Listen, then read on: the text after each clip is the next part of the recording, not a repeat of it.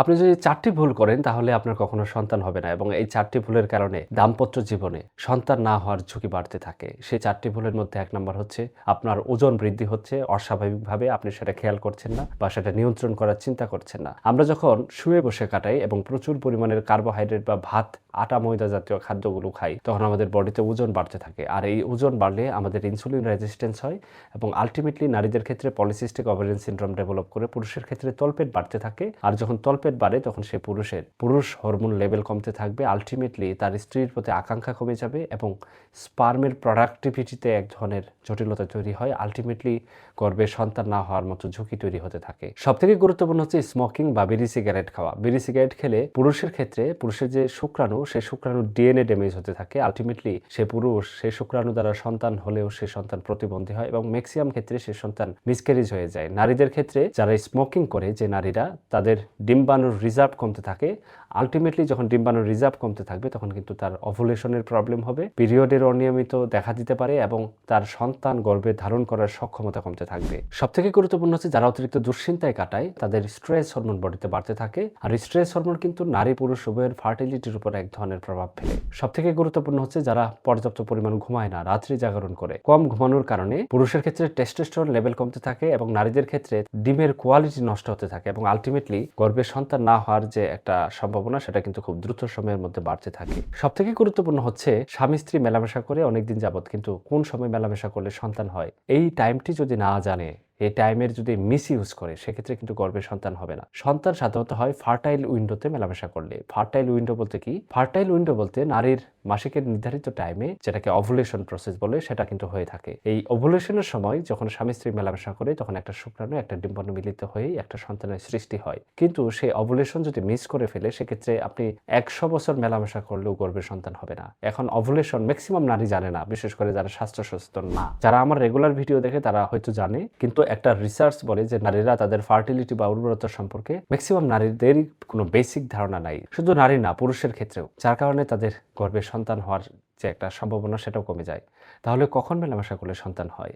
একটা নারীর পিরিয়ড যদি নিয়মিত হয়, নিয়মিত পিরিয়ড হলে আমরা বলে থাকি, পিরিয়ড যদি 30 দিন পর পর হয়, তাহলে মাঝখানের যে 10 দিন, প্রথম 10 দিন বাদ দিয়ে, শেষের 10 দিন বাদ দিয়ে, মাঝখানের 10 দিন একদিন পর পর মেলামেশা করলে গর্ভে সন্তান হওয়ার চান্স বাড়তে থাকে। এই ভুলগুলো থেকে বেঁচে আপনি কিভাবে খুব দ্রুত গর্ভে সন্তান লাভ করবেন এবং আপনার সন্তান গর্ভে ধারণ করার সক্ষমতা কিভাবে বাড়াবেন? 1 নম্বর হচ্ছে আপনার ওজন কমাতে হবে। ওজন কিভাবে কমাবেন?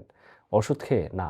ওষুধ খেয়ে ওজন কমালে সেটাকে স্বাস্থ্যকর উপায়ে ওজন কমানো বলে না। আপনার আবারও ওজন বাড়বে। ওজন কমাতে হবে, আপনার খাদ্যাভ্যাসের পরিবর্তন করতে হবে। মিষ্টি জাতীয় খাদ্য প্রথম বাদ দিতে হবে।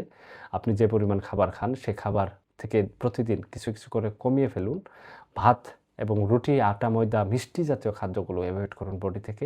এভয়েড করুন আপনার জীবন থেকে। আল্টিমেটলি আপনার ওজন ধীরে, ধীরে কমতে থাকবে। একটা গবেষণায় দেখা যায়, একটা নারীর টোটাল ওজনের 5 কেজি ওজন কমে, সেক্ষেত্রে তার 10% ফার্টিলিটি বা গর্ভে সন্তান ধারণ করার সম্ভাবনা বাড়ে। 2 নম্বর হচ্ছে স্মোকিং বা অ্যালকোহল খেলে সেটা একেবারে ত্যাগ করতে হবে। কারণ এটা আপনার বডিটাকে এমনভাবে এফেক্ট করে, সেটা আপনার ফার্টিলিটির উপর একটা খারাপ প্রভাব ফেলতে পারে। 3 নম্বর হচ্ছে আপনার স্ট্রেস ম্যানেজমেন্ট করতে হবে।